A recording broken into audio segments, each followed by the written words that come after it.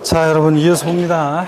58페이지 공구먼 테마 부가징수의 별표시 여러분 3개 하셨죠? 네, 한번 보겠습니다. 과세 기준일이 있죠. 재산세는 보유세다 보니까 과세 기준일인데 매년 언제다? 6월 1일입니다. 자, 저 뒤에 문 닫으시고 항상 재산세는 뭘 판단할 때 이게 대상이 되는 물건인지 납세무자는 누가 되는지 과세 표준 등등은 항상 언제 기준으로 판단한다? 과세 기준일을 기준으로 합니다. 징수 방법을 보면 재산세는 보통 징수하죠. 그래서 지자체 장이 세금 계산해서 자, 납세 고지서를 발부해서 징수합니다. 재산세는 보통 징수 방법으로만 징수되는 거지 원칙 보통 징수 예외 신고납부 이런 거 아니라고 그랬죠.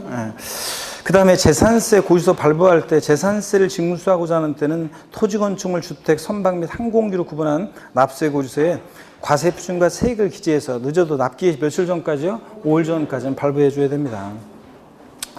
그래서 납기 개시 전까지 발급해야 한다면 틀리고 5일 전까지 발급이고, 그 다음에 양가로 2번 보면 신고 의무요. 동그라미 1번 신고 사유가 발생한 때는 과세 기준일로부터 10일 이내에 그 소재지 관할하는 시장군수에게 그 사실을 알 수 있는 증빙자를 갖춰 신고해야 한다 그랬는데 어떤 신고 사유가 발생했을 때냐? 아래 박스에 신고 사유가 나와 있어요. 뭐 줄긋고 외울 건 아니고 그 사유가 어떤 건지만 보시면 되는데, 권리 변동 또는 재산 상태 변동이 있을 때는 공부상 소유자가 이거 신고해 주게 되어 있습니다. 자, 어떤 얘기냐면 우리가 납세무자 할 때 배웠어요. 어떤 얘기냐면, 자, 여기 보시면 예를 들어서 여러분 여기 보시면요, 납세무자 할 때 배웠었는데 어떤 얘기냐면, 갑이라는 사람과 을이라는 사람이 어떤 부동산을 거래한다. 자, 그러면 매매할 때요. 자, 우리가 이런 거 했잖아요. 납세무자에서 여러 번 했던 게 과세 기준일을 기준으로 했을 때 5월 31일 날 만약에 매수인 을이 잔금을 치렀습니다. 근데 등기는 6월 20일 날 등기가 됐어요. 소유권 이전 등기 을명의로. 그러면 당연도 재산세는 누가 납세무자가 되냐 그럴 때 재산세 납세무자는 보세요. 6월 1일 기준으로 봤을 때 공부상으로는 여전히 매도인 소유죠. 근데 5월 30일 날 잔금 치렀으니까 6월 1일 현재 재산을 사실상 소유하는 자는 매수인 을이잖아요. 이랬을 때 재산세는 원칙적으로 과세 기준일 6월 1일 현재 재산을 사실상 소유하는 자가 납세무자잖아요. 그죠, 원칙? 근데 여기서 이제 전제로 깔고 있는 것은 이런 거예요. 이렇게 권리 변동이 있는데 과세 기준일까지 등기가 이행이 안 됐을 때는, 그럴 때는 공부상 소유자가요, 요 과세 기준일 6월 1일로부터 10일 이내, 그러니까 6월 10일까지 이런 권리 변동 사실을 계약서 첨부해서 시장군수한테 신고해 주게 돼 있어요. 신고를 했다 그러면 이제 그러면 공무원이 보니까 등기는 아직 안 됐지만 5월 30일 날 잔금을 치렀으니까 6월 1일 현재 재산을 사실상 소유하는 자는 매수인 을이네. 그래서 매수인 을이 납세무자가 되는 거죠. 이거잖아요. 근데 만약에 권리 변동이 있는데 과세 기준일까지 등기가 이행이 안 됐어요. 이럴 때 신고를 과세 6월로부터 10일 이내에 신고를 해주게 되는데 이런 신고를 안 했어요. 자, 공부상 소유자가. 그러면 자, 원래 공부상 소유자가 해주게 되는데 그러면 신고를 안 해. 그럼 과세상군 언제 잔금 치러 이런 거 모르잖아요. 그래서 권리 변동이 있는데 이렇게 권리 변동 사실을 신고 안 해서 과세권자가 사실상 소유자가 누군지 알 수 없을 땐 누가 납세무자가 된다고 배웠어요? 공부상 소유자가 납세무자가 되는 경우도 있다. 이렇게 배웠잖아요. 그죠, 여러분들? 자, 그래서 그 얘기입니다. 그래서 이렇게 권리 변동이 있는데 과세 기준일까지 등기가 이행이 안 되면, 자, 공부상 소유자가 과세 기준일로부터 10일 이내, 6월 1일로부터 10일 이내죠. 그러니까 6월 10일까지 이런 신고를 해주게 되어 있다는 얘기입니다. 요거. 자, 그 다음에 또 보세요. 니은번 상속이 개시된 재산으로서 상속 등기 안 됐을 때는 누가요? 주된 상속자가 이게 상속 개시된 재산이다 이런 것들을 신고해 주게 되어 있습니다. 또 신탁 재산일 때는 수탁자가 신탁 재산이다. 또 종중 재산인데 공부상 개인 명의로 등재되어 있을 때는 공부상 소유자가 이거 실제는 종중 재산이다 이런 걸 신고해 주게 되어 있습니다. 자, 다시 올라갑니다. 동그라미 1번 신고 사유가 이렇게 발생했을 때는 과세 기준일로부터 며칠 이내? 10일 이내예요. 근데 시험에서 바꾼다 뻔하지 뭐. 사유 발생일로부터 10일 이내. 그렇다죠, 여러분들? 사유 발생일로부터 10일이 아니라 항상 재산세는 언제부터? 과세 기준일로부터 10일 이내입니다. 사유 발생일로부터가 아니라 과세 기준일로부터 10일 이내 그 소재지 관할하는 시장군수에게 그 사실을 알 수 있는 증빙자를 갖춰 신고해 주게 되어 있습니다.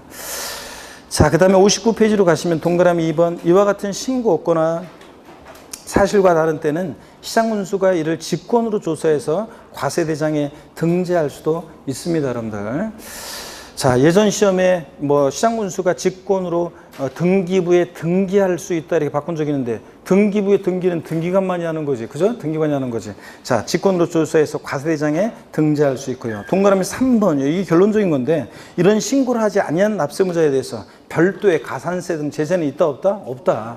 정확한 재산 상태를 파악해서 정확한 납세무자에게 세금을 부과 고지하기 위한 징수 편의를 위한 신고이기 때문에 이런 신고를 안 해도 가산세는 적용되지 않습니다. 재산세는 제가 분명히 그랬어요. 저희 총론할 때. 어떤 경우에도 얘는 가산금만 적용되지 가산세가 적용될 수 없는 조세예요. 그랬잖아요. 다음 중 가산세가 적용될 수 없는 조세를 골라라. 그럼 뭘 고셔야 돼? 재산세. 그랬잖아요. 그래서 이런 권리변동 사실을 여기 보세요. 공구상 소유자가 권리변동이 있는데 과세기준일까지 등기가 이행 안 됐어요. 이행이 안 돼. 그럼 공구상 소유자가 과세기준일로부터 10일 이내에 이런 신고를 해주게 되는데 이런 신고를 안 했다 그러면 자 그러면 가산세 적용된다 그러면 틀려요. 가산세 적용되지 않아요. 다만 누가 납세무자가 돼요? 이런 권리변동 사실을 신고 안 해서 사실상 소유를 알 수 없으면 누가 납세무자가 돼? 공구상 소유자. 지가 납세무자가 되는 것 뿐이지. 자 가산세는 적용되지 않는다는 거 꼭 알아둡니다. 포인트 하여튼 과세 기준일로부터 10일 이내에 신고해 주게 됐다는 거. 이런 사유가 발생했을 때는 또 이거 신고 안 해도 가산세는 적용되지 않는다는 거 꼭 알아두시고요. 3번에 정기분에 대한 재산세 납기입니다. 상식처럼 외워두시라고 그랬죠? 재산세 납기도 못 외우고서 시험장 가려고 하면 갈 자격이 없는 사람이라고 했잖아요. 대상 종류에 따라 납기가 달라지는데 건축물 선박 공기는 매년 7월 16일부터 언제까지? 7월 31일. 그 다음에 토지분은 재산세 정기분 납기는 매년 9월 16일부터 9월 30일까지입니다. 그 다음에 주택분만 서민들 관계돼 있잖아요. 어디 상가 갖고 있고 토지 갖고 있는 사람은 부자들이니까 상관없는데 주택은 부가징수월세기 2분의 1은 7월 16일부터 30일까지 나머지 2분의 1은 9월 16일부터 9월 30일까지를 납기로 해서요. 부가징수월세액을 절반은 7월달 7월 16일 30일 나머지 절반은 9월 16일부터 9월 30일까지 나눠서 두 번 나눠 징수하는 게 원칙이라고 했습니다. 그죠 여러분? 그런데 9월달 되어서 꼭 주택은 재산세 거기서 들고 와가지고 여름에 냈는데 또 왔다 이렇게 하면서 어떻게 해야 되냐고 물어보는 사람들은 욕만 바가지로 먹고 간다고 그랬잖아요. 제가. 그랬죠 여러분? 예. 자 비고란을 봅니다. 다만 주택에 대한 산출세액이 얼마예요? 20만 원 이하인 경우. 이게 10만 원이었다가 올해 20만 원으로 바뀌었죠 여러분? 20만 원 이하인 경우에는 조례가정 바에 따라 납기를 7월 16일부터 31일까지 해서 한꺼번에 부가징수 해야 한다는 것보다 할 수 있다. 이거. 그래서 시험에서 또 두 번이나 나왔던 것이 이런 식으로 나왔어요. 토지분 재산세 산출세액이 18만 원인 경우에 조례가 정하는 바에 따른 납기를 7월 16일부터 31일까지로 하여 한꺼번에 부가징수 할 수 있다. OX예요. X입니다. 왜 틀렸어요? 제가 지금 처음에 뭐라고 했어요? 토지분 재산세 산출세액이 18만 원이라고 했잖아요. 토지분은 20만 원 이하더라도 무조건 언제? 9월 16일부터 9월 30일까지입니다. 토지분은 주택분이 산출세액이 20만 원 이하일 때 이렇게 7월 달에 한꺼번에 부가징수할 수 있는 거지. 토지분은 무조건 언제다? 9월 16일부터 9월 30일까지입니다. 그래서 항상 재산세나 종부세 문제 풀 때는 숫자만 신경 쓰지 마시고 이게 토지를 말하고 있는 건지 건축물을 말하고 있는 건지 주택을 말하고 있는 건지 그걸 잘 보라고 그랬죠 여러분들? 그거 주의하시고 4번 봅니다. 수시분이요. 지자체장은 과세상의 누락위법 착오 등으로 인해서 임의부관세액을 변경하거나 수시부가 세가 발생하면 수시로 부가징수해야 한다고 할 수 있다는 거. 5번에 소액징수 면제도 상식처럼 알고 있어야죠. 재산세 세액이 고의서 한 장당 얼마요? 2,000원 미만은 자 징수하지 않습니다. 딱 그러면 2,000원이면 징수한다 안 한다? 2,000원이면 징수합니다. 미만은 징수하지 않으니까. 그 다음에 6번 세부담 상한입니다. 보유세 부담의 급격한 증가를 막기 위해서 전년도와 비교해서 올해 일정한 상한을 못 넘게 하고 있죠. 자, 그럴 때 토지건축물 같으면요.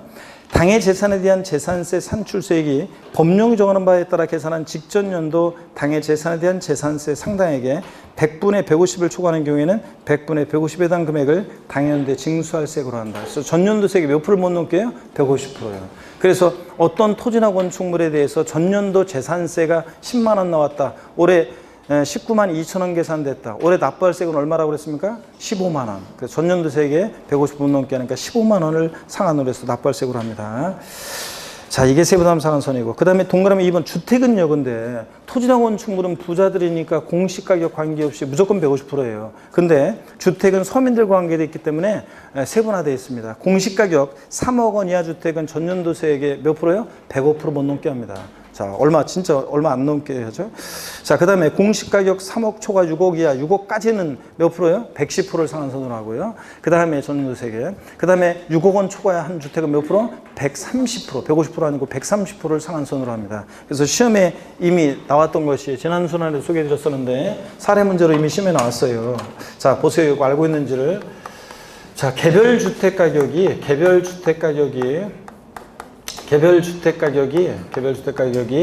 들어서 개별 주택 가격이 6억 원인 주택이 있습니다. 이 주택의 전년도 부과된 세액이 전년도 납부한 세액이 요게 이제 예를 들어서 50만 원이야. 근데 당해연도에 올해 이 주택에 대해서 계산한 산출세액, 재산세 산출세액이 예를 들어서 112만 원입니다. 자, 그랬을 때 당해연도에 올해 납부할 재산세액은 얼마냐 이렇게 물어본 적이 있습니다. 이렇게 기출문제예요, 실제. 자, 납부할 세액은 얼마냐? 올해 납부할 세액은 얼마입니까? 공식 이렇게 시험 문제에서 전년도세액이 나왔고 당연도세액이 나왔으니까 비교하니까 당연히 세부담 상한선 적용하라는 걸 눈치채야죠. 그랬을 때 공시가격 6억인 주택이니까 세부담 상한선 전년도세액이 몇 프로를 상한선으로 해요? 110%예요. 3억 초과 6억 이하 6억까지는 110%입니다. 그러면 전년도세액 50만 원의 100%는 50만 원.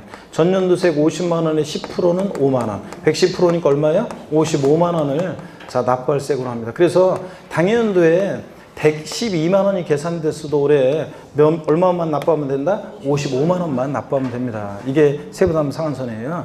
자, 그래서 그런데 요번 이렇게 했습니다. 요건 이제 기출이 된 거고. 그럼 요번에 이렇게 하겠습니다. 자, 개별주택가격 6억이고요. 전년도세액 50만 원이고요. 당해연도 산출세액이 52만 원이 계산됐어요. 당해연도. 그랬을 때 당해연도에 납부할 재산세액은 얼마인가? 납부할 세액은 얼마입니까? 자, 전년도세액 50만 원에 110% 55만 원을 넘었을 때가 55만 원으로 하는 거지 안 넘었어요. 그럼 얼마예요? 당연히 52만 원이지. 그러면 52만 원만 내야지. 자, 52만 원을 납부할 세액으로 하고요. 이해하셨죠, 여러분들? 이게 세부담 상한선 이렇게 이해를 해두시고요. 숫자를 다 외우셔야 돼요. 자, 그러면 바로 금방 봤으니까 우리가 본지 이거 지금 몇 초? 한 30초 지금 됐죠? 고기를 다 쓰시고 금방 물어봅니다. 공시가격이 3억 원인 건축물의 재산세 세부담 상한선은 전년도세액의 100분의 105이다. 5X요. X입니다. 5 이렇게 임모하신 분들은 틀렸어요. 금방 봤는데, 금방 얘기했는데. 자, 제가 뭐라고 해서 공시가격이 3억 원인 건축물이라고 그랬잖아요. 토지 건축물은 공시가격이 3억이든 6억이든 초과했던 무조건 몇 프로? 150%고. 주택이 공시가격이 3억 원이할 때 주택이 105%고 3억 초과 6억이야 110, 6억 초과면 130. 이건 주택이고 서민들 관계되어 있으니까 서민들과. 토지 건축물은 무조건 공시가격이 3억이든 뭐든 무조건 몇 프로다? 150%입니다. 아, 시험이라는 게 이런 거지. 그냥 속이는 거지 뭘 문제를 만들려고 하니까. 자, 그래서 이렇게 해서 여러분들이 기억하시고요. 숫자 정확히 외우셔야 되고 7번에 봅니다. 재산세 부가세요. 재산세 부가세는 지방교육세가 부과되는데 우리 어떻게 외웠습니까, 여러분? 재산세 부가세는 재진이 이렇게 외웠습니다. 재산세 부가세는 재진이. 그래서 재산세는 지방교육세가 재진이, 지방교육세가 부가세로 부과되는데 재진이니까 재산세액의 몇 프로요? 20%입니다. 재산세액 20%. 그래서 재산세 10만 원이면 2만 원의 지방교육세인데 다만 여러분 거기 가로 안에가 또 주의하셔야 돼요. 재산세액에서 재산세 도시지역분에 따른 세금 포함한다 제외한다? 제외한 순수하게 재산세액 20%입니다. 여러분 도시지역 내 토지건축물 주택을 소유하고 계신 분들은 여러분들이 납부하는 재산세는 재산세 산출세액에다가 0.14% 세율을 적용한 도시적분세액을 포함한 금액을 여러분이 납부하시잖아요. 그러니까 거기서 도시적분을 제외한 순수하게 뭐 재산세액의 20%로 지방교육세부가 됩니다. 그러면 예를 들자면 재산세액이 예를 들어서 120만 원이에요. 재산세액이 120만 원인데 여기에 도시지역분 20만 원이 포함되어 있어요. 도시지역분 20만 원이 포함되어 있다. 20만 원 포함되어 있다. 그랬을 때 지방교육세는 얼마가 부과되는가? 지방교육세는 얼마가 부과돼요? 20만 원. 예? 자, 재산세액 120만 원에서 도시지역분 20만 원이 포함되어 있다니까 순수하게 재산세액은 얼마예요? 도시지역분을 제외한 금액 재산세금 100만 원이고 거기에 20%니까 얼마? 20만 원의 지방교육세 부과됩니다. 그래서 여러분 이런 얘기를 하는 거. 재산세, 도시지역분 제외한 순수하게 재산세액이 20%라는 거. 재진이 기억하시고 8번 봅니다. 재산세, 고주세 병기되는 세목. 지역자원시설세, 특정부동산분이요. 자, 특정부동산에 대한 지역자원시설세 납기와 특정 자원분이 아니라 뭐라고요? 특정 부동산분, 지역자원시설세 납기와 재산세 납기가 같을 때는 재산세, 납세, 고주세에 나란히 적어서 고지할 수 있다. 우리가 재산세 친구, 재산세가 가는 곳이면 어지간하면 웬만하면 항상 누가 따라다녀요? 지역자원시설세, 특정부동산분. 얘가 항상 따라다니잖아요. 그럴 때 물납분할 뻔하면 안 따라다니지. 그럴 때 재산세하고 납기가 같은데 같은 무렵에 고지서 2장 만들어서 보이면 서로 불편하니까 재산세, 고지세, 재산세 얼마, 부가세인 지방교육세 얼마, 또 그 다음에 자, 지역자원시설세, 특정부동산분 얼마. 이렇게 해서 재산세, 고지세, 지역자원시설세 나란히 적어서 병기에서 나란히 적어서 고지할 수 있다는 거예요. 재산세, 고지세, 병기 고지될 수 있는 세목은 지역자원시설세, 특정 자원분이 아니라 특정 부동산분입니다. 그래서 우리가 다음에 지금 제가 대충 이제 다 원고는 다 됐는데 원고는 다 됐는데 이미 뭐 타사에서는 출간된 거라 다 됐는데 지금 개정 내용 반영해가지고 오늘도 이제 종부세 그 개정 내용 하나 최근에 개정 내용 하나 반영 안 된 게 있어가지고 그 문제집 낼 때 그거를 또 빼먹고 항상 개정 내용을 고쳐야지 그래서 빼먹고 또 이거 요약집에도 이따가 이제 고쳐드릴 건데 종부세에서 개정 내용 하나가 있는데 그걸 또 반영을 못했네요. 자, 어떻게간에 뭐 강의를 세 부분 계속 들어야죠, 여러분들. 다 그러면 계속 다 반영해드릴 건데 또 개정 내용 하나 반영을 못한 게 있는데 어떻게간에 이따가 이제 해드릴 거고요. 우리가 이제 비교도의 특강이라고 그래가지고. 헷갈리는 것도 공부가 이제 이론이 얼추 이제 됐잖아요. 자, 우리가 기초, 기본, 심화 이렇게 해가지고 핵심 요약까지 다 했어요. 그러면 이제 헷갈리는 내용들을 비교 정리할 수 있도록 비교도의 특강집이라는 게 따로 있어요. 그래서 여러분들이 이제 요약집으로 시험장 갈 때까지 갖고 가는 거고 비교도의 특강집은 나중에 7월 달에 특강하면은 일요일 한번 날 잡아서 할 건데 하면은 제가 전체 내용을 다 하루 동안에 전체를 어떻게 강의해요? 전체 내용을 강의를 하진 않고, 이제 중요한 부분만 이제 제가 강의를 할 건데, 그럼 여러분들이 이제 그걸 갖다가 이제 놓고서 헷갈릴 때 옆에다 놓고서, 지금 이미 뭐 그렇게 활용하는 다른 타 학원에서 그런 분들이 있어요. 그래가지고 공부할 때 이제 옆에다 놓고서 있잖아요. 헷갈릴 때마다 그거 놓고서 이제 같이 비교하면서 이렇게 쫙쫙쫙 봐요. 그러면 재산세 납세 절차 그러면 재산세 납세 절차만 공부하는 게 아니라 그걸 딱 펴놓으면 다른 세금들을 취득세, 등록료세, 재산세, 종부세, 양도세까지 납세 절차를 쫙 한눈에 비교하면서 이렇게 볼 수 있거든요. 그래서 이제 그걸 나중에 이제 그렇게 비교 정리할 수 있는 특강집이 나올 건데 거기에도 이렇게 정리가 되어 있는 내용이 어떤 거냐면 이거예요. 여기 보세요. 어떤 내용이냐면 일단 한번 설명을 듣고 필기 있다 하시고 설명을 한번 들어보세요. 자, 뭐냐면요. 재산세하고 있잖아요. 재산세하고 지역자원시설세, 요거 특정부동산분 있잖아요. 예, 한번 비교해 보겠습니다. 자, 지역자원시설세, 특정부동산분은 소방시설 같은 공동시설을 유지관리할 목적으로 특정부동산 보유자에게 부과하는 그런 세금입니다. 그래서 자, 지역자원시설세 얘는 보통세예요. 얘는 보통세인데 근데 얘는 사용목적 특정되어 있지 않죠. 재산세는 지자체의 일반적 운영경비 충당하고, 근데 얘는 뭐예요? 목적세입니다. 사용목적 특정되어 있죠. 교교농 찌찌에서 지방교육세하고 지역자원시설세는 목적세잖아요. 자, 근데 이제 그 다음부터는 한번 보세요. 그 다음부터는 한번 봅니다. 재산세, 대표적인 재산 보유세고요. 자, 부동산 보유시에보다는 보유세고, 지역자원시설세, 특정부동산분도 대표적인 재산 보유세입니다. 그죠, 여러분들? 또 얘네들 자, 과세 기준일이 있습니다. 과세 기준일이 있는데 언제입니까, 여러분? 6월 1일이고, 자, 똑같습니다. 좌동. 6월 1일. 자, 납세무 성립시기도 얘네들은 과세 기준일에 납세무 성립합니다. 똑같이. 그 다음에 또 얘네들 또 보세요. 얘네들 자, 또 소액징수 면제 규정 같은 것도 똑같이 적용됩니다. 소액징수 면제. 자, 세액 2,000원 미만은 징수하지 않는다. 똑같이 적용되고요. 또 세부담 상한선 규정도 똑같이 적용됩니다. 보유세 부담의 급격한 증가를 막기 위해서 세부담 상한에 관한 규정도 똑같이 적용되고요. 그 다음에 또 얘네들 보통징수로 징수하잖아요. 보통징수로 징수하고, 자, 보통징수 방법으로 징수하고 똑같습니다. 자, 그래서 많은 공통점이 있어요. 그래서 납기에 관한 것도 재산세 규정을 따라가고요. 근데 똑같습니다. 근데 차이점이 뭐냐면 재산세는 물납 허용되잖아요. 그죠? 근데 얘는 돼야 안 돼요? 물납 안 됩니다. 지역자원시설세는 물납이 된다 안 된다? 안 되고, 또 분할납부 재산세는 분할납부가 허용이 되는데 근데 자, 지역자원시설세 특정부동산부는 분할납부 허용된다 안 된다? 안 된다는 거. 이런 차이점이 있고요. 자, 그리고 나머지는 많은 공통점이 있어요. 그래서 재산세가 나와 있는 곳이면 어지간하면 웬만하면 누구도 함께 나온다고요? 지역자원시설세 특정부동산부. 그래서 지역자원시설세 특정부동산부 얘는 재산세 고지서에 나란히 병기되는 재산세 병기되는 병기세목이라는 거. 병기 고지되는 세목이다. 자, 이렇게 해서 여러분들 이런 공통점과 차이점이 있습니다. 이렇게 해서 한번 비교해 드렸고요. 자, 계속 이어서 보겠습니다. 자, 그래서 특정 자원분이 아니라 특정 부동산분 지역자원시설세가 재산세 병기세목이라는 거. 60페이지로 갑니다. 60페이지 가시면 이따가 사진으로 찍으시든 하시고 60페이지 봅니다. 9번에 보니까 재산세 과세대장 등의 비치 그래서요.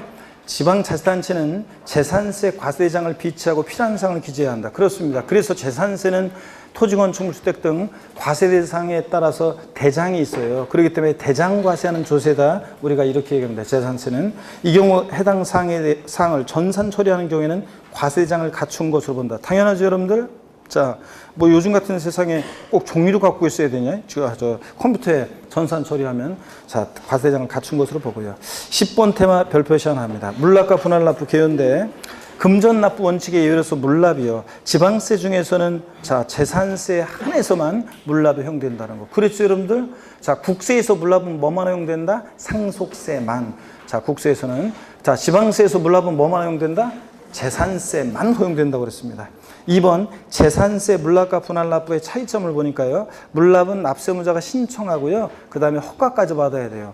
자, 어떤 사람이 물납하겠다고 그래서 물납 신청을 했는데 부동산으로요. 공무원이 그 물납하겠다는 부동산에 등기부등본을 띄워봤더니 1번 저당권 설정돼 있고 2번 저당권 설정돼 있고 가압류돼 있고 뭐 골치 아프겠죠? 물납 불허갈 수 있습니다. 그러니까 물납은 허가받아서 할 수 있습니다. 근데 분할납부는요. 신청만 하면 되는 거지 허가를 요하지 않습니다. 분할납부는 나눠내기만 하면 되는 거니까 허가를 요하지 않고 신청만 하면 되고요. 물납은 납부기 한 며칠 전까지요? 10일 전까지 신청해 줘야 돼요. 그래야지 미리 준비를 관리처분상 적당히 부적정한지 판단할 시간적인 여유도 필요하고 그러기 때문에 납부기 한 10일 전까지 신청하도록 하고 있습니다. 근데 분할납부는 그냥 나눠내기만 하면 되는 거니까 납부기한 내만 신청서를 제출하면 되는 거지 뭐 납부기 한 10일 전까지 신청해야 한다 그러면 틀려요. 여러분 여기 보세요. 그래서 재산세 납기가 만약에 7월 16일부터 7월 31일까지다. 납기가. 그러면 물납은 납부기한 며칠요? 물납은 자, 납부기한 10일 전까지 신청해 줘야 됩니다. 납부기한 요 기한 끝나기 10일 전이요. 기한 끝나기 기한 자, 10일 전까지 신청합니다. 10일 전까지 신청하고요. 물납을 신청해 줘야 되고. 근데 분할납부는 나눠내기만 하면 되는 거니까 분할납부는 아무 때나 요 납부기한 내에요. 자, 신청하면 됩니다. 그래서 분할납부는 아무 때나 납부 기한 내에만 신청하면 됩니다. 이런 차이점이 있죠? 기한 내에 신청한다. 그래서 시험에서 분할납부의 경우에도 납부기한 10일 전까지 분할납부 신청서를 제출하여야 한다. O, X예요. X입니다. 분할납부는 그냥 납부기한 내만 신청서 제출하면 되고 물납은 납부기한 며칠 전? 10일 전까지 신청해 줘야 되고요. 그래서 미리 준비하죠. 그 다음에 물납은 납부할세 얼마 초과할 때 할 수 있냐? 1천만 원 초과할 때 할 수 있습니다. 분할납부는 얼마? 500만 원 초과할 때 할 수 있고요. 우리 집은 재산세 500만 원 넘게 내고 있다 윙크해달라고 그랬는데 없었잖아요. 자, 여러분들. 그래서 물납은 요거 1천만 원 초과할 때, 분할납부는 얼마? 500만 원 초과할 때 할 수 있고, 그 다음에 11번 테마 재산세 물납입니다. 별표시 하나입니다. 자, 작년에는 이게 물납 별표시 2개, 3개였었는데 올해는 왜 하나로 줄었냐면 작년에 재산세 물납에 관한 내용이 문제가 독립한 문제로 출제가 됐어요. 그렇기 때문에 올해는 또 독립한 문제로 한 문제로 나올 가능성은 낮고 나오면 뭐 종합 문제 속에서 또 역시 나올 수는 있고요. 그래서 하나 일단 합니다. 자, 물납 요건을 봅니다. 납부할 재산세액이요. 가로 안에 병기세액과 부가세액 제외. 그러니까 재산세, 고지세, 병기 고지되는 지역자원시설세 제외하고 또 부과되는 지방교육세 금액을 제외한 근데 도시지역부는 포함한 재산세액이 납부할 재산세액이 얼마요? 1천만 원 초과할 때 할 수 있습니다. 몰라. 딱 1천만 원은 된다 안 된다? 안 되고 1천만 원 초과할 때 납세문자 신청을 받아서 자, 뭐 알아서 과세권자가 해주는 거 아니에요? 우리가 신청을 해야지. 또 어떤 걸로 물납하느냐? 과세 관한 구역 내 부동산에 한해서만 물납할 수 있습니다. 그러니까 부동산이 물납재산인데 너미시 근구에 있는 거는 된다 안 된다? 안 돼요. 그래서 경기도 광명시에 재산세를 낼 게 있으면 광명시 관한 구역 내 부동산을 물납해야지 서울에 있는 거라든가 뭐 부천시에 있는 거라든가 된다 안 된다? 안 됩니다, 여러분. 자, 그래서 국내에 소지하는 부동산에 한해서 물납할 수 있다. X입니다. 국내 아니에요. 또 관할구역에 관계없이 부동산에 한해서 물납할 수 있다. X입니다. 이렇게 또 시험에 나왔었고 허가받아 할 수 있습니다. 그래서 이렇게 네 가지 물납 요건 납부할세 1천만 원 소과할 때 납세문자 신청을 받아서 자 과세 관할 구역 내 부동산에 대해서만 허가받아 할 수 있다. 아셨죠? 네 가지 요건 상식처럼 알고 있어야 되고 물납 신청 절차를 봅니다. 납부기한 10일 전까지 신청을 해줘야 되고요. 신청받은 때로부터 5일 이내에 허가 여부를 통지해 줘야 됩니다. 서면으로 신청받고 나서 과세권자는 그 다음에 허가했다 그러면요 통지서 받고 나서 납세문자는 10일 이내에 등기 전에 필요한 서류를 지자체장에게 제출해 줘야 되고요. 서류 제출받은 때부터 과세권자는 5일 이내에 등기 신청을 해야 합니다. 그래서 물납 신청 절차 10일 5일 10일 5일입니다. 앞에 있는 10일 5일은 법령 내용이라 의미가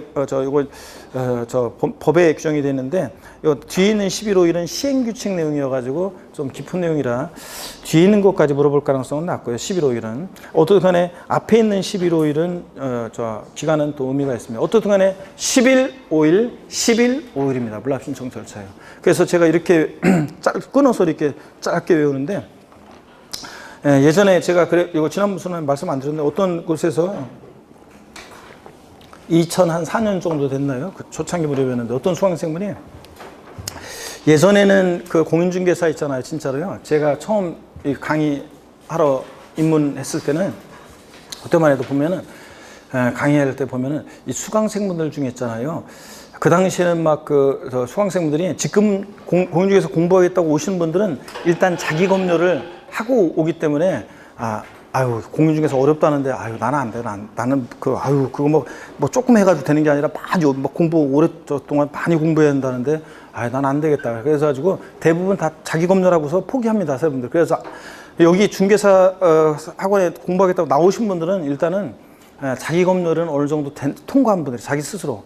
아직 뭐 저런 애들도 하는데 나는 왜 못해? 나는 학창시절에 나도 그래도 머리는 좋았다는 말 들었고 학창시절에 공부 좀 했는데 당연히 나는 할 수 있지 이래가지고 이제 오는 분들이 대부분입니다. 그래서 지금은 자기 검열을 해가지고 근데 예전에는 있잖아요. 제가 처음 강의할 때는 진짜 보면은 야 전분도 공중에서 공부하겠다 이거 법이라 이거 안 될 건데 저런 분들은 막 그럴 정도로 있잖아요. 제가 보기에는 진짜 자기 검열을 안 하시고 옛날에는 다 왔어요. 그래서 진짜 15회 시험 때 파동 나기 전까지는 사람들이 진짜 그래서 저희들이 돈들 많이 벌었어요. 그래서 그 당시에 인터넷도 없죠, 인강도 없죠. 자, 인강도 제대로 안 돼 있을 때죠. 막 그리고 인강도 제대로 발달 안 돼 있을 때고 그 다음에 학원도 많지 않고 그 다음에 또 막 그러다 보니까 사람들이 그냥 뭐가 뭔지 모르고 그냥 막 와요. 막 그래가지고 제가 보면 진짜 진짜 막 하루 만에 바로 환불해 가는 사람 많아요. 하루 수업 딱 듣고서 책을 딱 보고 나서 있죠. 막 수업 시간에 막 인상이 막 변해요. 막 앉아보자고 책만 계속 넘겨보다가 그냥 있잖아요. 왔다가 접수하고서 하루 만에 환불해 갖고 그냥 가는 분들도 많았어요. 옛날에는. 진짜요. 한 2주 만에 환불해 가는 사람이 많았어요. 그런데 그러니까 그런 자기 검열 안 하고 오는 분들이 많았는데 그런 분들 때문에 저희들이 먹고 살았는데 요즘에 사람들이 안 와. 공부하라고 하면은 그거 그거 힘들어 그거 아무나 못한다고 힘든다고 하면서 안 와요. 진짜요. 그렇기 때문에 진짜 어떤 간에 예전에 어떤 수강생분이 공부하시는데 그거 있잖아요. 수업 시간에요. 중학교 때 단어가 하듯이 막 다 쓰면서 외워요. 막 11월 11월 11월 11월 7월 16일 30일 7월 16일 30일 연습장에 다 쓰면서 막 수업 시간에 중얼거리면서 막 쓰면서 그래가지고 그 수강생 지나가다 보니까 연습장 같은 게 있잖아요. 다 까매. 앞면 뒷면이 닳도록 써가지고 다 까매요. 막 볼펜 쓰면서 막 외우는. 야, 이만한 걸 어떻게 쓰면서 외우는지 나는 그냥 차로 넘겨서 보면 되는 거지 그걸 뭐 쓰면서 외우는지 그냥. 그런데 그런 분 같으면 막 이렇게 외우잖아요. 막 11월 11월 11월 5 11월 55 55 55 55 이거잖아요. 그러니까 큰 소리로 두 번만 해봅니다, 여러분들. 시작. 10일 5일 10일 5일이요. 물납 신청 절차. 근데 작년에는 여기서 나왔어요. 불허가 했을 때요. 자, 5일 이내 허가 여부를 서면으로 통지해 줘야 되는데 불허가 했을 때, 불허가 통지했을 때 그대로 끝나는 게 아니라 불허가 통지받고 나서 납세무자는 10일 이내에요. 물납이 가능한 다른 부동산으로, 과세 관할 구역 내에 물납이 가능한 다른 부동산으로 변경해서 물납 신청할 수 있고요. 과세권자는 변경해서 허가할 수 있습니다, 여러분들. 근데 작년 시험에서 어떻게 나왔냐? 정답 지문이, 물납에 관한 문제에서 정답 지문이, 자, 불허가 통지받은 경우에는 부동산으로 물납할 수 없고 현금으로만 물납할 수 있다. O, X예요. X입니다, 여러분들. 불허가 통지받고 나서 물납이 가능한 과세 관할 구역 내 다른 부동산으로 변경해서 물납 신청할 수 있다는 거. 3번 봅니다. 물납 부동산의 평가요. 세금을 부동산으로 내야 되니까 가격을 평가해야 되잖아요. 자, 그럴 때 물납 부동산의 평가는 과세 기준일 6월 1년제 시가로 평가합니다. 시험에 한번 나왔던 것이 물납하는 부동산의 평가는 매년 12월 31일 현재 시가로 한다. 시가로 평가한다. O, X예요. X입니다. 12월 30일이 아니라 항상 재산세 언제 기준으로 판단한다? 과세 기준일 6월 1년제 시가로 평가합니다. 이때 시가라는 게 토지 건축물 주택은 시가 표준액을 의미합니다. 동그라미 2번. 다만 상속증여세법 규정에 의한 부동산 평가 방법이 따로 있어서 국세청장이 고시한 가액이 있을 때는 그 고시가액을 시가로 봐서 이거로 평가할 수도 있고요. 그 다음에 61페이지로 갑니다. 동그라미 3번. 재산세 과세기준일 전 6개월부터요. 과세기준일 현재까지 확정된 가액으로서 요 기간 동안에 수용이 있었다? 그럼 보상금액, 공매 경매가 있었으면 공매 경락가액, 또 2개 이상의 감정기간의 감정가액 평균액이 있으면 감정가액 등으로서 시가로 인정되는 것이 있으면 이를 시가라고 한다. 그래서 이런 것들을 요 기간 동안에 감정가액, 보상금액, 뭐 공매 경매가액 이런 게 있으면 이런 거를 시가로 보고 이런 거로 평가할 수도 있습니다. 이때 단 시가로 보는 가액이 2개 이상인 경우에는 재산세 과세 기준으로부터 가장 가까운 날에 해당하는 가액이 한다. 자, 어떤 얘기냐면 이런 얘기예요. 이거 보세요, 여러분들. 그래서 자, 어떤 얘기냐? 과세기준일, 자, 물납하는 부동산의 평가는 과세기준일 6월 1년제 시가로 평가하는 거잖아요, 원래. 그런데 다만 이 시가표준액이라는 게 토지건축물 주택은 시가표준액을 의미하는 거고요. 근데 과세기준 6월 1일 전 6개월 내 기간 동안에요. 6개월 기간 동안에 요 기간에 감정기간에 감정받은 감정가액의 평균액이 있고요. 또 요 경우에 수용을 당해서 보상금액 받은 게 있어요. 또는 뭐 공매 경매가액 같은 게 있다고 쳐요. 자, 그랬을 때 과세기준 6월 1일 전 6개월 기간 동안에 이런 것들을 시가로, 이런 것들이 있으면 이런 것들을 시가로 볼 수 있고 이거로 평가할 수도 있는데 이런 그게 가격이 2개 이상이에요. 그럼 어떤 것으로 할 것이냐? 어떤 걸로 평가한다고요? 과세기준일 6월 1일부터 가장 가까운 날에 해당하는 가격으로 평가한다는 얘기입니다. 이해되십니까, 여러분? 바꾼다, 뭐 먼 것으로 바꿀 수도 있고 뭐 가격이 가장 높은 거로 한다고 바꿀 수도 있고 과세기준으로부터 가장 가까운 날에 해당하는 가격으로 의한다는 거. 자, 그 다음에 4번. 관리 처분이 부족당한 부동산의 처리요. 동그라미 1번. 시장군수는 물납 신청을 받은 부동산이 관리 처분하기가 부족당하다고 인정하면 자, 물납을 불허할 수도 있고요. 물납 허가를 받은 부동산을 물납한 때는 당연히 납기내에 납부한 것을 봐줘야죠. 예, 금전 납부 원칙이 예외로서 내는 거니까. 자, 12번 테마입니다. 재산세 분할 납부 별표시 3개입니다. 자, 11번하고 별표시가 확 차이가 나네요. 자, 그럴 때 재산세 분할 납부, 자, 일시불 납부 원칙에 예외로서 분할 납부, 납부할 때 얼마 초과할 때 할 수 있다고요? 500만 원 초과할 때 저한테 윙크해달라고 그랬었잖아요. 예, 500만 원 초과할 때 분할 납부할 수 있고. 납기후 언제까지요? 2개월 이내에 분할 납부할 수 있다. 자, 그래서 요거 45일이었다가 올해 2개월로 바뀌었죠, 여러분들?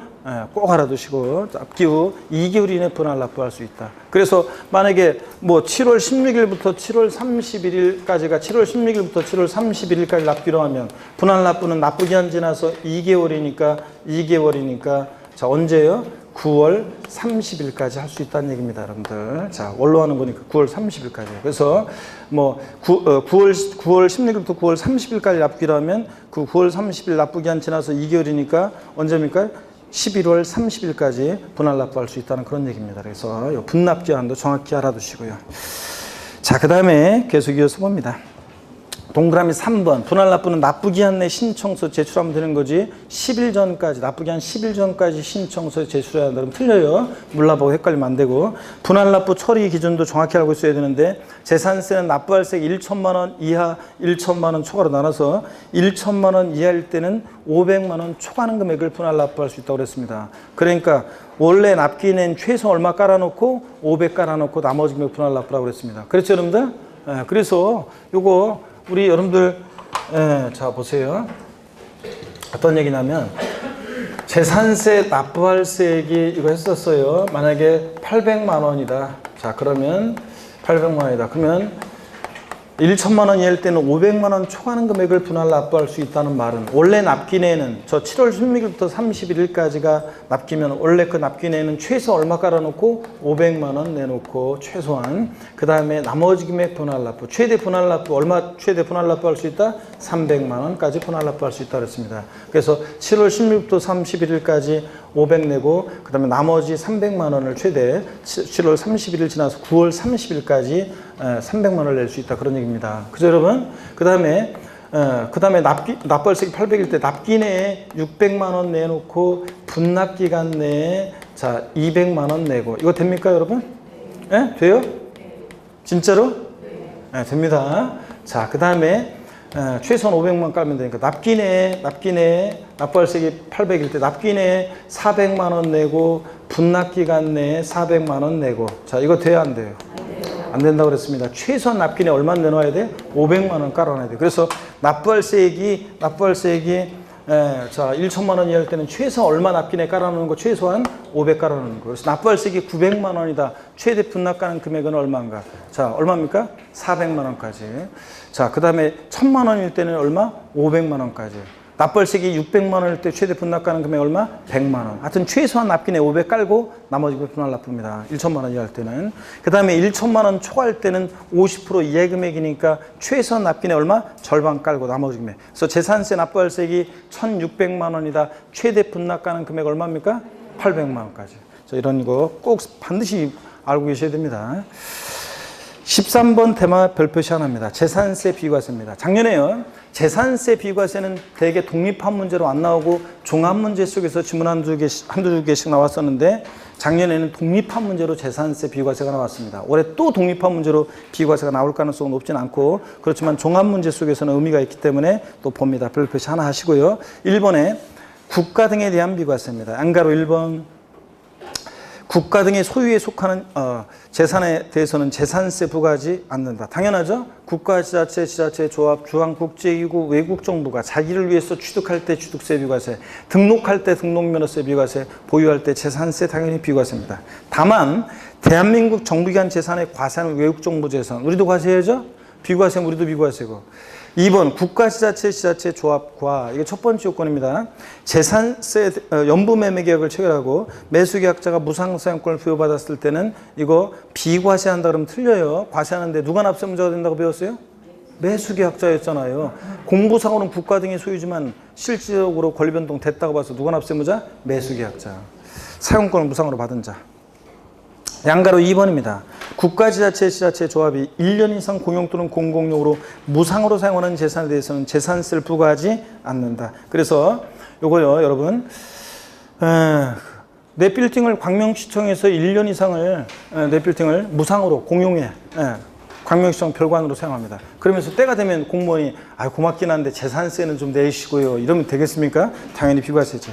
그래서 국가 등이 유상으로 사용한다. 그러면 임대료 내면서 내 빌딩을 사용한다. 그럴 때는 어떻게 하고? 과세하고. 그래서 시험에 또 나왔던 것이 국가 등이 1년 이상 공용 또는 공공용에 사용하는 재산은 유상, 무상을 불문하고 재산세를 부과하지 아니한다. X 여러분들 무상 사용할 때만 비과세입니다. 넘어가시면요. 2번에 용도 구분에 의한 비과세 봅니다. 다음 각 호에 따른 재산에 대해서 재산세를 부과하지 아니한다 그랬습니다. 박스 안에 보니까 다만 다음의 경우에는 비과세 적용하지 않는다. 그래서 사치성 재산이다. 그러면 사치성 재산일 때는 무조건 과세입니다. 하여튼 지방세 비과세에서 사치성 재산 나왔다? 무조건 과세고요. 당의 목적사업에 사용하지 않을 때 수익사업에 사용하는 경우 유료로 사용되는 경우에 그 사용 부분에 대해서 양가로 5번과 3번과 5번은 제외하고 하여튼 이런 경우에 용도분에 의한 비과세 요거 과세합니다. 하여튼 사치성 재산 꼭 기억하고요. 양가로 1번이요. 자, 용도분에 의한 비과세 먼저 첫 번째 28개 토지 지목 중에서 비과세되는 6개 지목이 있습니다. 도로, 하천, 제방, 국어, 유지, 묘지요. 그래서 요거 뭐 공부 안 되고 답답하고 그런 날은 하천, 강변, 도로 따라서 오늘도 보니까 결석들을 많이 했네. 오늘 보니까 마지막 강의인데 결석들 많이 하고 하여튼 우리 광명은 특징이 자 꾸준히 나오는 분들은 물론 이제 꾸준히 지금 나오시는 분들 나오고 계시는데 물론 인강으로 이제 뭐 물어보면 이제 뭐 인강으로 봤어요. 막 이렇게 얘기하시는 분들이 또 대다수긴 하지만 그래도 보면 수업을 보면은 너무 들쭉날쭉해요. 나 이렇게까지 들쭉날쭉. 물론 대부분의 학원들이 이게 쭉 이렇게 처음에 청운의 꿈을 안고 막 왔다가 점점 이렇게 이맘쯤 되면 공부 포기 이거 하다 보면 이제 이게 성과도 안 나오고 안 됐나 내가 해봤자 이거 안 될까 보다 아니고 포기하신 분도 계시고 어떤 사정이 생겨가지고 또 포기하신 분도 계시고 그러는데 일이 너무 바쁘거나 그래서 근데 보면 이렇게 우리 광명은 보니까 특징이 나왔다 안 나왔다 나왔다 안 나왔다 이렇게 출석 이렇게 공부 포기한 줄 알고 포기했나 생각하면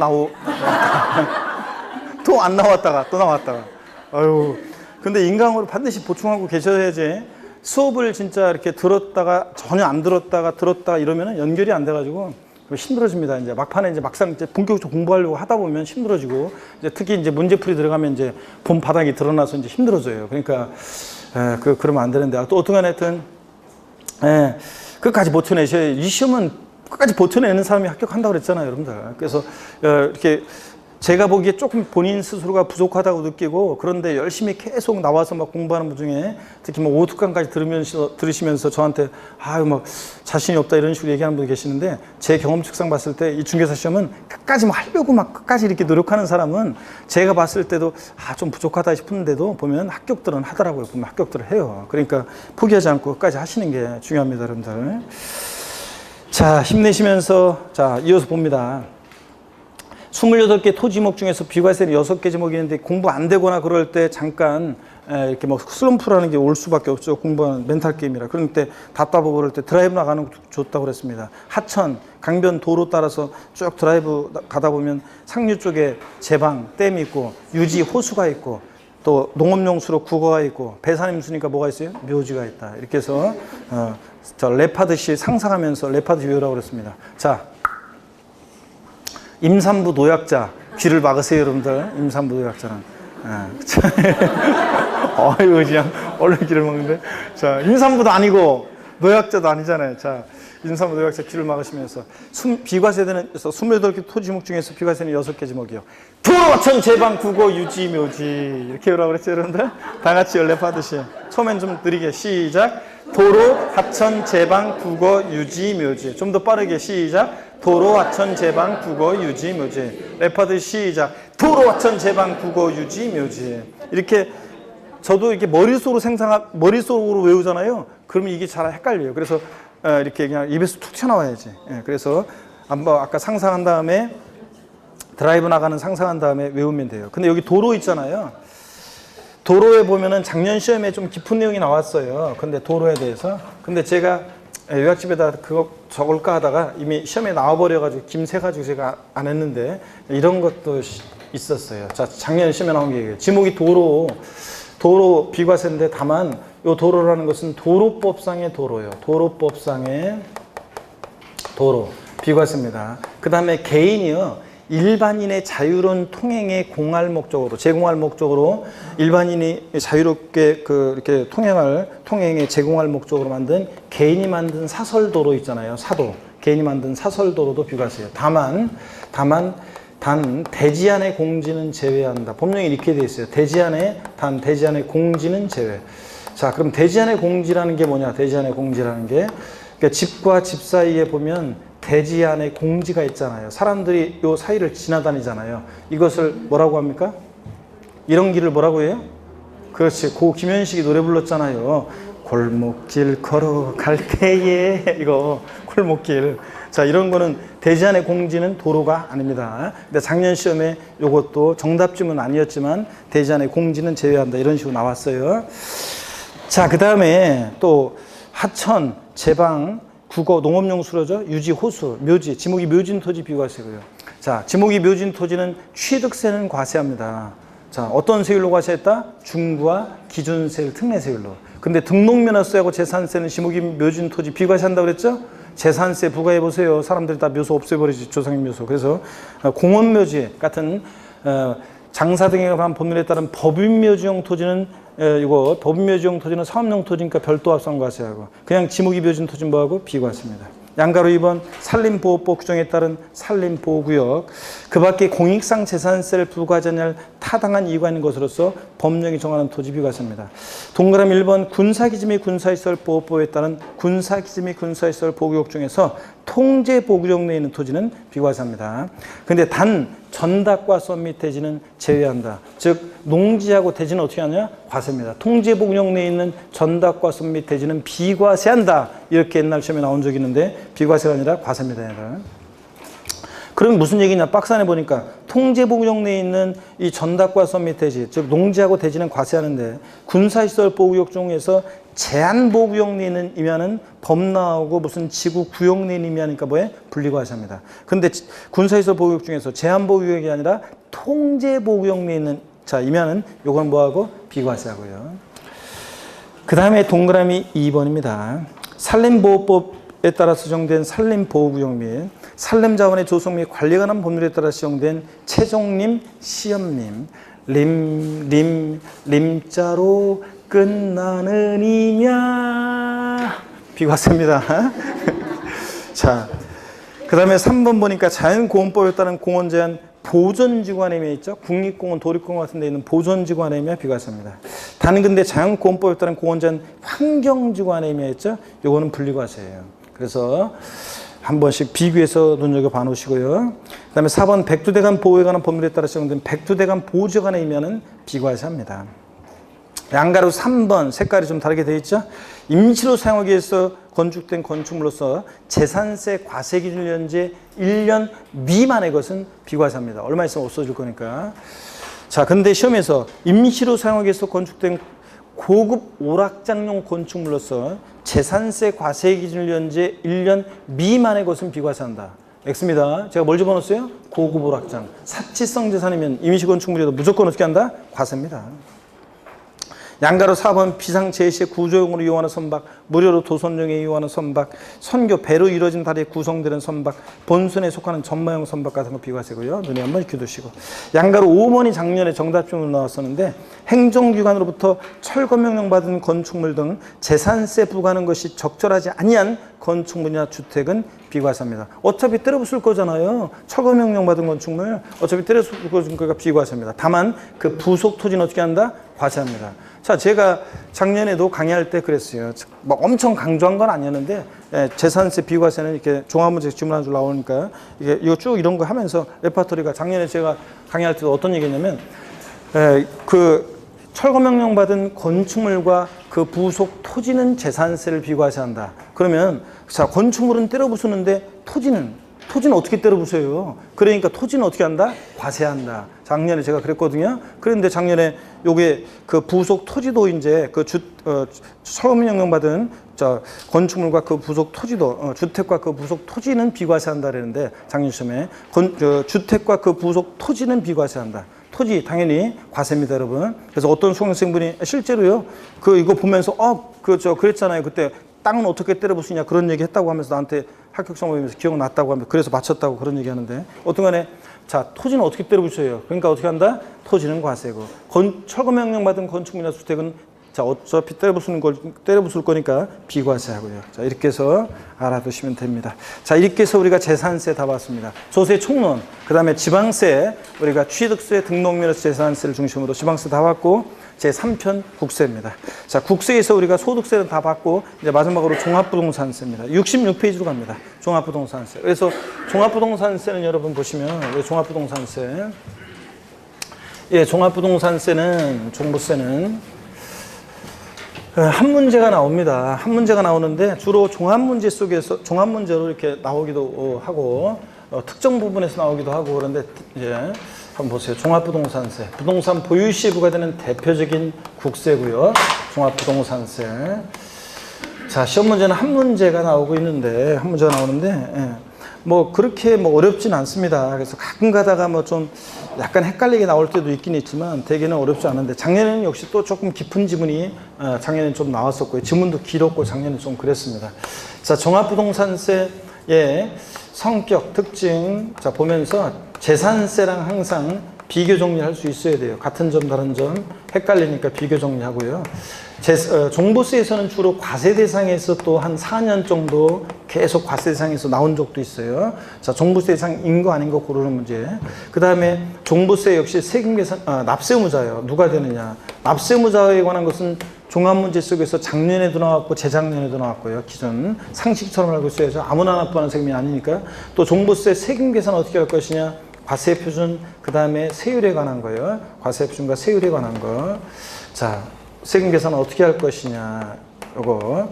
그 다음에 세금 계산했으면 내야죠. 납세지를 어디로 할 것인지. 종부세, 납세지 어디로 할 것인지. 그 다음에 종부세는 정부 부가가세를 원칙으로 하죠. 근데 예외적으로 신고납부 선택할 수 있잖아요. 그래서 납세 절차에 관한 거. 또 종부세 어떤 경우에 비과세 되는지 이런 것들을 테마로 해서 종부세 한 문제가 출제됩니다. 주요 내용 골고루 공부해 두시면 되고 작년에 좀 깊은 내용이 나오고 그랬는데 자 그냥 깊은 내용 막 찾아가지고 공부할 수는 없고요. 대충 이제 우리가 요 정도 범위 내에서 공부하시면 되겠습니다.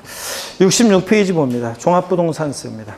올해 지금 이제 종부세에 관해서 지금 정부 보유세 개편안이 논의되고 막 그 특위에서 이제 안을 4개 안을 발표했고 아직 정부가 어떤 거로 할지는 확정 안 됐어요. 그래서 논의가 많이 되고 있고 그렇습니다. 그래서 지금 타사에서도 그렇고 저한테 지금 정부 개편안 보유세 개편안 나오는 거예요. 그거 우리 시험 범위에 들어가나요? 물어보는 분들이 계시는데 우리 시험과는 관계 없을 가능성이 굉장히 높습니다. 시험과는 거의 관계 없고 여러분들은 신경 쓸 거 없어요. 여러분들은 개정 내용 막 듣고서 그거 갖고 막 또 하면 헷갈리니까 여러분들 전혀 신경 쓸 거 없어요. 제가 개정 내용이다 중간에 개정이 된다 법이 뭐 바뀐 게 있다 조그만 거라도 그러면 다 여러분께 반영해드리고 알려드립니다.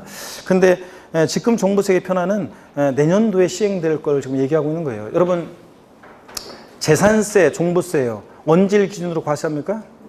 6월 1일. 지금 6월 1일 지났잖아요, 여러분들. 그러니까 이제 올해는 이제 종부세도 종합부동산세는 12월 달에 내는 세금이지만 12월 달에 내지만 언제를 기준으로 과세한다고요? 6월 1일. 자, 그러니까 이미 지났어요, 6월 1일. 그러니까 언제 시행되는 거라고요?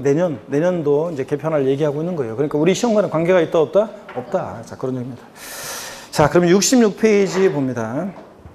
종합부동산세요. 자, 개요를 봅니다. 국세고요. 그 다음에 인세요. 자, 종부세는 납세무자 인적 상고리에서 합산과세합니다. 소유자별로. 납세무자별로 전국에 있는 토지나 주택 가격을 토지는 토지, 주택은 주택 합산해서 과세합니다. 종부세 납세무자는 우리 같은 개인뿐만 아니라 법인이나 단체도 종부세 납세무자가 되죠, 여러분. 근데 개인 납세무자일 때 처음에는 세대별 합산과세했는데 지금은 어떻게 한다? 개인별 합산한다는 거. 그래서 부부도 따로따로입니다. 부부도 따로따로 개인별 합산한다는 거. 법인이나 단체는 상법상 모자법인 관계에 있어도 모회사는 모회사, 자회사는 자회사, 자 법인별로 합산하는 거지 모자법인 합산하지 않는다는 거.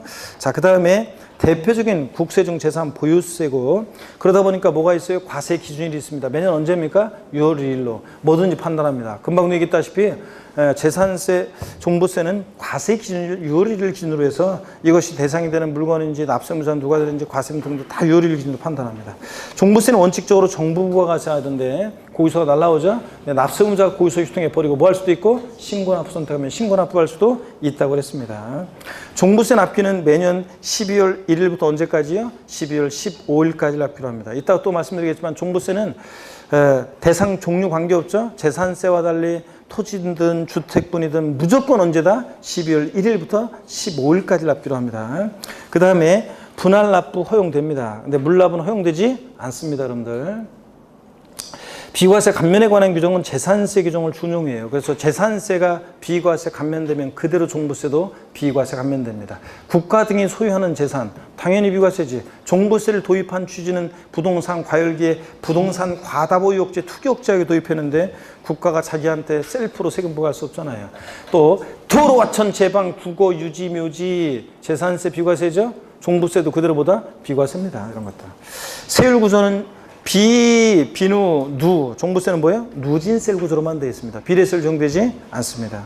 납세지는 당연히 개인인 고자인 개인일 때는 소득세법 규정을 준용하기 때문에 주소지를 납세지로 합니다. 개인인 거주할 때는 주소지. 부동산 소재지 아니라는 걸 주의하셔야 되고요. 그 다음에 주소지 없으면 거소지고요. 자, 보유세 부담의 급격한 증가를 막기 위해서요. 재산세처럼 종부세도 보유세다 보니까 뭐가 있어요? 세부담 상한에 관한 규정이 적용되고 있습니다. 보유세 부담의 급격한 증가를 막기 위해서 전년도보다 일정한 상한 못 넘게 하죠. 이런 것들. 02번 테마 과세 대상은 별표에 세게 하시고요. 잠시 쉬었다가 또 종부세 이어서 보도록 하겠습니다.